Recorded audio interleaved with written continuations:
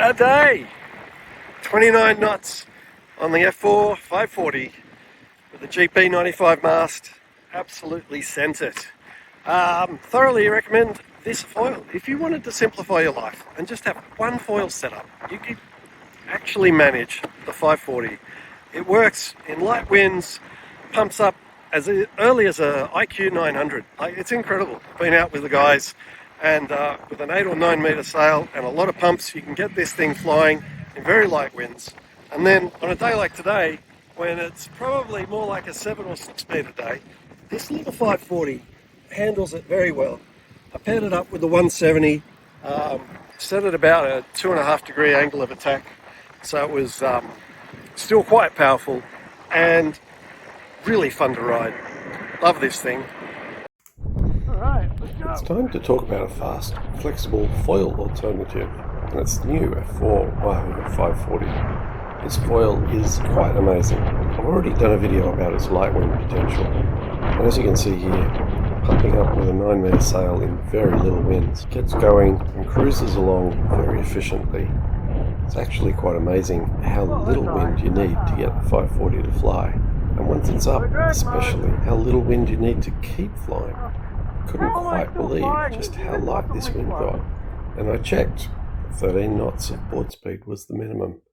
Another session I went out with an 8 meter sail up against the guys on IQ 9 meters and the junior youth on the 85 wide boards and 8 meter sails, and I was again quite impressed with the minimum wind speed to get flying.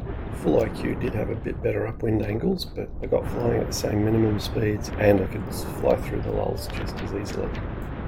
But we're not really here to go slow, so let's talk about speed, and this foil's got plenty of it. I've rigged it with everything from a 6 meter up to a 10 meter sail, and every time it's scored over 25 knots, and I've pushed it to the edge of 30 knots as well, as you can see here, going down the runway in ideal conditions, and I can just send it. With all that lift and power, the 540 jibes like a dream. I've had some really nice jibes, coming in at speed and sending it around. Full air jibes are a breeze. But even in light winds I've had some good success as well. The timing's more critical, obviously, but it does jibe very well and respond to direct inputs. Back foot pressure especially to keep it up out of the water, trying to avoid those touchdowns. The 540 Wahoo is compatible with F4's GP series of wings, which have been out for a few years now.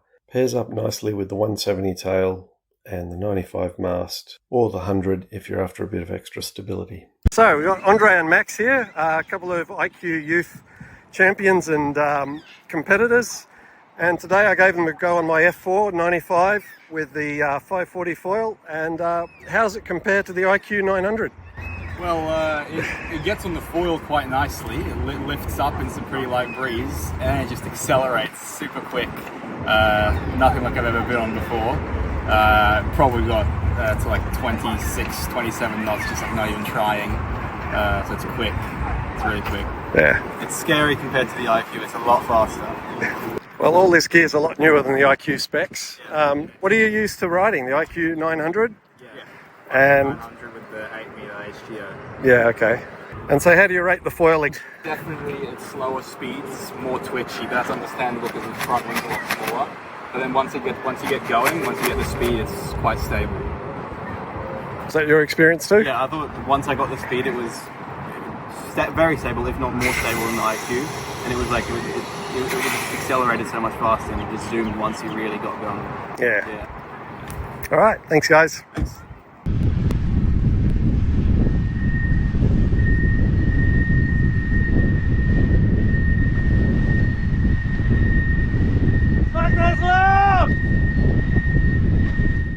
So if you're thinking about an upgrade from an old foil, or you just want to get into foiling for the first time, I can thoroughly recommend investing in the F4 GP series. 540 wings all you need to get started. Will get you going in light winds before a slalom board can even plane, and it will keep going up to 30 knots. 3 screws to hold it onto the mast, 2 screws for the rear wing. None of the screws are near the lifting surface, which makes this a very efficient design that I really admire. But this design does mean that it's a bit more difficult to travel with. It doesn't fold up quite as small as most of the other foils where the fuselage disconnects. And also the shimming in the middle is a little bit odd, but overall, a great fun ride.